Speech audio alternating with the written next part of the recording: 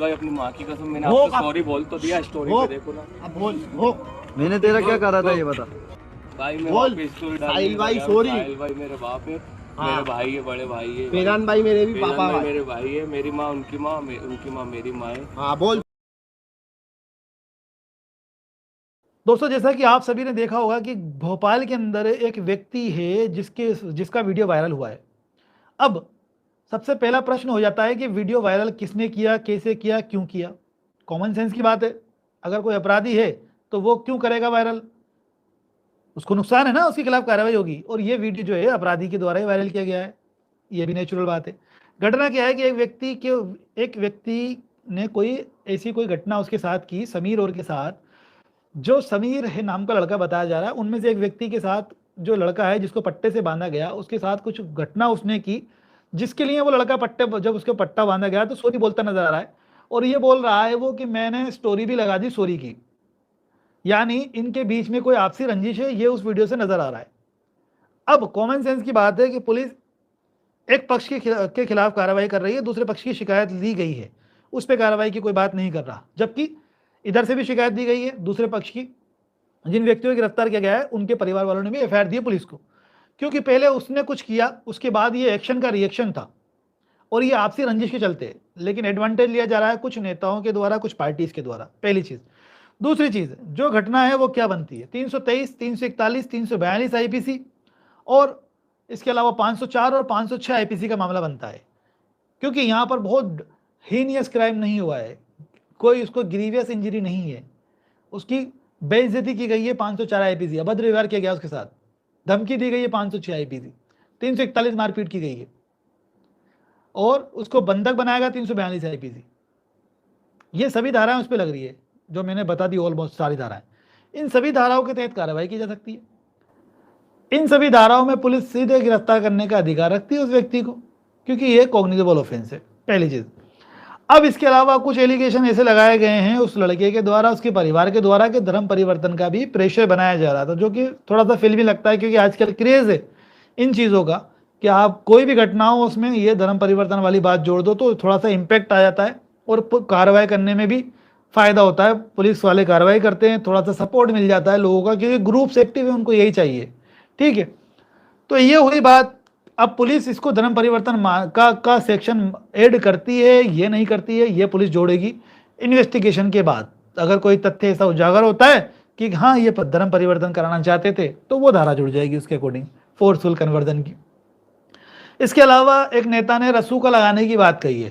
देखो, रसूखा जो है ना वो बच्चों का कानून नहीं है, वो है रसूखा कानून ऐसा जो कि देश की, जब देश को किसी से खतरा है ना, देश के पीस को जब खतरा होता है, देश के लिए कोई खतरा बन जाए, तो ये लड़का जो है वो तो देश नहीं है, वहां पे आपसी रंजिश का मामला है। लेकिन अब वही बात है कि जितना पढ़ा लिखा इंसान है उतनी बात करेगा। कौन सा मंत्री है पता नहीं, मैं तो ध्यान भी नहीं है मुझे, तो वो बंदा जो है वो के नाम से वो लगाने की बात करता है रसूखा। अरे भाई, रसूखा लग नहीं सकता इस तरह की घटनाओं में, ये समझने की जरूरत है। और पुलिस क्या बिल्कुल कठपुतली की तरह काम कर रही है कि गवर्नमेंट के कहने से रसूखा लगाएगी? जो एक्ट बनता है उसी के अकॉर्डिंग रसूखा लगाया जा सकता है। अगर देश के लिए कोई खतरा है तभी रसूखा लगाया जा सकता है ऐसे व्यक्ति पर। यह आपसी रंजिश का मामला है, इसमें रसूखा का मामला बनता नहीं है। 3 चीज़ें हो गई। चौथी चीज़ कि एक हमारे फॉलोअर ने पूछा अभी कि सब बुलडोजर की कार्रवाई करना ज़रूरी है क्या? बिल्कुल उचित सवाल है अपना। तो बुलडोजर की कार्रवाई की ही नहीं जा सकती उस व्यक्ति पर जिसने कोई क्राइम किया है, कहीं लो ही नहीं है ऐसा, तो फिर क्यों हो रही है कार्रवाई, ये भी जान लीजिए। देखो, क्राइम जिसने किया वो अपराधी है, वो आरोपी है जिस पे आरोप है, जिसने क्राइम किया वो आरोपी है। और जो क्रिमिनल केस है, क्रिमिनल एक्ट है, उसके लिए केवल वही लायबल होता है जिसने क्राइम किया, उसके परिवार का किसी अन्य व्यक्ति को सजा नहीं दी जा सकती। सबसे पहले तो आप ये लोग जान लो और ये नोट करके रखो कि क्राइम करने वाला ही लायबल है उस क्राइम के लिए जो उसने क्राइम किया। तो फिर ये बुलडोजर की कार्रवाई कैसे कर रही है, तो गुंडा कर दिए? नहीं दोस्तों, बुलडोजर की कार्रवाई करने का राइट जो है वो म्युनिसिपल कॉरपोरेशन को है, और वो उस कंडीशन में है जब किसी व्यक्ति ने अवैध अतिक्रमण कर रखा हो, अवैध निर्माण कर रखा हो। अब एक्चुअल में पुलिस क्या कर रही है, गवर्नमेंट कर रही है एक्चुअल में, गवर्नमेंट ये देखती है कि भाई सामने वाला व्यक्ति कौन है जिसने अपराध किया, अच्छा फला है, ठीक है, अब इसके बारे में ये पता करो कि निवासी कहाँ का है और इसके घर का जायजा लो। 100% मेरा ये मानना है मैक्सिमम घर ऐसे मिलेंगे आपको हमारे पूरे देश के अंदर, जितनी उसकी वो है ना जगह, उससे बढ़ करके उसने मकान को बढ़ा रखा होगा। हर एक व्यक्ति ऐसा मिलेगा आपको, हर दूसरा व्यक्ति ऐसा मिलेगा जिसने खरीदा तो एक साइज है लेकिन उससे बढ़ करके उसका निर्माण है, तो सबके अवैध हो गए। तो इजी हो रहा है गवर्नमेंट को टारगेट करके ऐसे व्यक्तियों का अतिक्रमण को तोड़ने का, और ये लीगल है। म्युनिसिपल कॉरपोरेशन के पास ये राइट है कि किसी ने अवैध अतिक्रमण किया है तो उसको डिमोलिश कर सकती है। तो जो बुलडोजर की कार्रवाई होती है उन्हीं के खिलाफ हो सकती है। अभी ये 4-5 व्यक्ति है, अगर इनके सबके घर का निर्माण अतिक्रमण में कर रखा है इन्होंने, बढ़ा रखी है जगह को, तब तो डिमोलिश होगा। नहीं तो आप देखेंगे कि जिसका घर का निर्माण मतलब एक्चुअली जगह पे है उसका डिमोलिश नहीं कर सकते, उसको टच भी नहीं कर सकते, क्योंकि लॉ क्लियर है भाई, क्राइम करने वाले क्रिमिनल को ही पनिशमेंट मिलेगी। घर तो बाप का है, माँ का है, बहन का है, भाई का है, किसका है। तो ये होता है तरीका कि भाई अगर कोई व्यक्ति ने क्राइम किया है तो जेल जाएगा। उस व्यक्ति को अभी आजकल मीडिया के अंदर धर्म धर्म धर्म धर्म ये दिखाया जाता है। मूर्ख बनाने के अलावा दूसरा काम नहीं कर रही गवर्नमेंट और मीडिया मिली भगत करके, क्योंकि अपराध सिर्फ मुस्लिम ही नहीं कर रहे, हिंदू भी करता है, सिख भी करता है, ईसाई भी करता है, लेकिन आप केवल मुस्लिम्स को देख रहे हैं। तो ये एक सोची समझे तरीके से प्लानिंग के तहत ये चीज़ें दिखाई जा रही है, लोगों में नफरत बढ़ाई जा रही है। जबकि मेरे देश का जो संविधान है वो क्या कहता है, सुनो आप, इसमें सुनो, पहला पेज है मेरे देश के संविधान का, फर्स्ट पेज प्रिम्बल, उसकी एक लाइन सुन के सुनाऊंगा मैं आपको, मुझे लगता है कि सुननी चाहिए तुम्हें, बहुत ज़रूरी है। इसमें सबसे ये पहला पेज है, देखो ये रहा प्रिम्बल, ये देखो भारत के संविधान का ये फर्स्ट पेज प्रिम्बल, और यहाँ पे एक लाइन मैंने अंडरलाइन की हुई है, वो आपको मैं पढ़ के सुनाऊंगा, जो बहुत ज़रूरी है आपके लिए। टिप्पणी के अंदर आप इसको स्क्रीनशॉट ले लो, फिर आप भी पढ़ना, ठीक गया।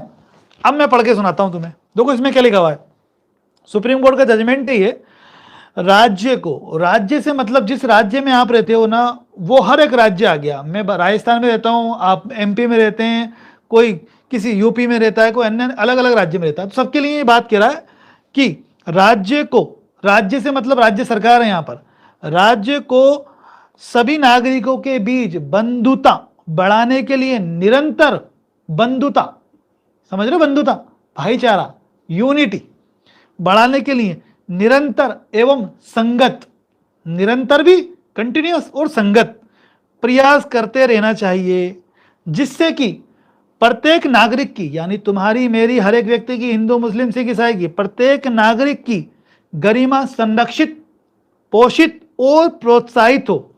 नाम क्या है सुप्रीम कोर्ट के जजमेंट का, नंदिनी सुंदर और अन्य बनाम छत्तीसगढ़ राज्य, AIR 2011 सुप्रीम कोर्ट का पेज नंबर 2839।